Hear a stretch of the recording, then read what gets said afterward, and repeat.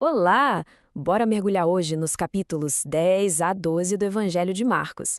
A gente está chegando na reta final, nos dias mais tensos do ministério de Jesus, bem na caminhada dele para Jerusalém.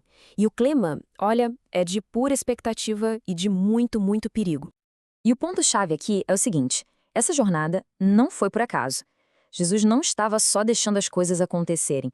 Pelo contrário, ele foi de propósito, com toda a intenção, em direção a um confronto que era inevitável com as estruturas de poder da época.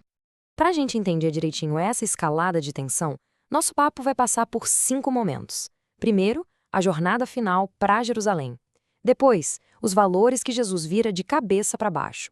Aí a gente vê a autoridade dele em ação, o grande debate de ideias com os líderes religiosos e, para fechar, a lição sobre a oferta total. Então vamos lá, imagina a cena. Marcos conta que na subida para Jerusalém, Jesus ia na frente de todo mundo. O ar devia estar pesado, sabe? Os discípulos, por um lado, estavam admirados com a coragem dele, mas por outro, com um medo real. Eles sentiam que alguma coisa muito grande estava prestes a acontecer. E no meio desse clima todo, Jesus chama eles no canto e dá o papo reto. Diz que vai ser entregue, condenado, que vão bater nele, que ele vai morrer, mas que no terceiro dia ressuscitaria. Mesmo com ele falando assim, na lata, parece que a ficha dos discípulos não caía. A cabeça deles ainda estava presa na ideia de um Messias poderoso, de um rei aqui na Terra.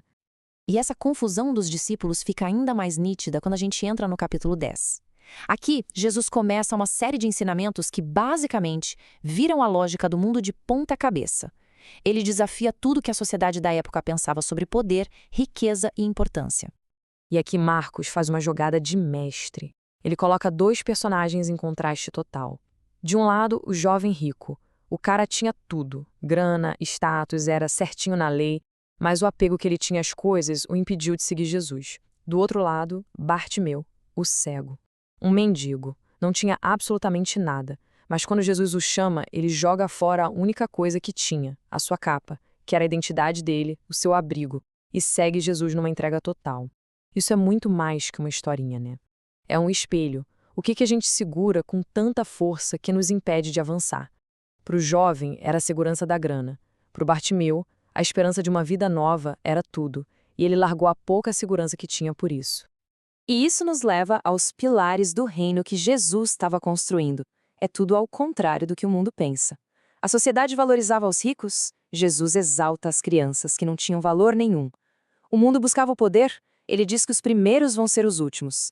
E a verdadeira grandeza não é ser servido, mas servir. Uma completa inversão de valores. E se a gente tivesse que resumir tudo isso em uma única frase, seria essa aqui, de Marcos 10:45. É a declaração de missão de Jesus, preto no branco. Ele não só falou sobre servir, ele viveu isso até as últimas consequências.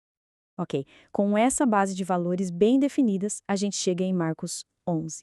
E aqui o jogo vira. Jesus para de só ensinar e parte para a ação. Ações públicas, declaradas. Até então ele vivia pedindo segredo. Agora, chegando em Jerusalém, chega de segredo. Ele age abertamente, como um rei que chega para tomar posse do que é seu. A semana começa com tudo. No domingo, a entrada triunfal, uma festa, uma aclamação popular. Mas na segunda, ele faz duas coisas que devem ter chocado todo mundo. Primeiro, amaldiçoa uma figueira que não tinha frutos e logo depois entra no templo e expulsa os comerciantes.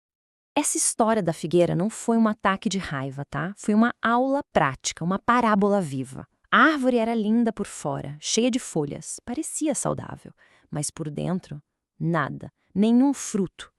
Para Jesus, aquilo era o retrato perfeito da religião da época. Muita aparência, muito ritual, mas sem o fruto da justiça, da fé de verdade, pura fachada. E essa crítica explode de vez na cena do templo. Quando Jesus cita o profeta Isaías, ele está lembrando todo mundo do propósito original daquele lugar, casa de oração para todas as nações.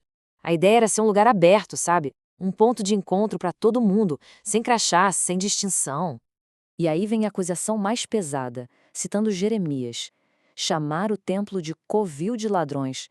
Pensa no peso disso. Não era só sobre vender e comprar. Era sobre exploração. O único lugar onde os não-judeus podiam orar tinha virado um mercado onde eles eram enganados. O que deveria ser um refúgio virou uma armadilha. Jesus não estava só limpando um pátio. Ele estava expondo a podridão de um sistema. Claro que depois disso, os líderes religiosos ficaram furiosos. Então, em Marcos 12, a tática deles muda. Já que a força não deu certo, eles vão tentar pegar Jesus na palavra. Agora a briga vai ser no campo das ideias, com uma série de perguntas que eram verdadeiras armadilhas. A primeira pegadinha vem de uma dupla bem improvável, fariseus e herodianos, inimigos políticos, mas agora unidos contra Jesus. A pergunta sobre o imposto a César era uma sinuca de bico. Se ele dissesse sim, paguem, seria um traidor para o povo judeu. Se dissesse não, não paguem, seria um rebelde contra Roma. Não tinha saída. Aí entram em cena os saduceus, a elite que mandava no templo. E um detalhe, eles não acreditavam em ressurreição. Para eles, a morte era o fim. Então eles inventam uma história bizarra sobre uma mulher que casou com 7 irmãos só para tentar fazer a ideia da ressurreição parecer uma piada, algo ridículo. Por fim, vem o escriba, um especialista na lei, e a pergunta dele soa diferente. Não parece uma armadilha, soa mais como um teste de verdade, de sabedoria. No meio de mais de 600 leis, qual era a mais importante de todas, a que sustentava todo o resto? E o mais genial aqui é que Jesus não só escapa de cada armadilha, ele vira o jogo. Ele usa cada pergunta capciosa para dar uma aula, para expor a hipocrisia dos seus inimigos e para ensinar verdades profundas sobre o reino de Deus. E a resposta dele para a última pergunta é basicamente o coração de tudo. Ele resume toda a lei em 2 coisas que não se separam: amor total a Deus e amor real, prático ao próximo. Não é sobre ritual, é sobre relacionamento. Depois de calar todo mundo, o confronto de palavras acaba. E o que vem a seguir é uma cena silenciosa, mas que talvez fale mais alto que qualquer discussão. Jesus senta ali perto das caixas de oferta do templo e fica só observando. Ele vê os ricos chegando, fazendo barulho, talvez até se exibindo ao jogar grandes quantias ali. Mas não é para eles que Jesus olha. O olhar dele foca em alguém que ninguém estava notando, uma figura quase invisível no meio da multidão.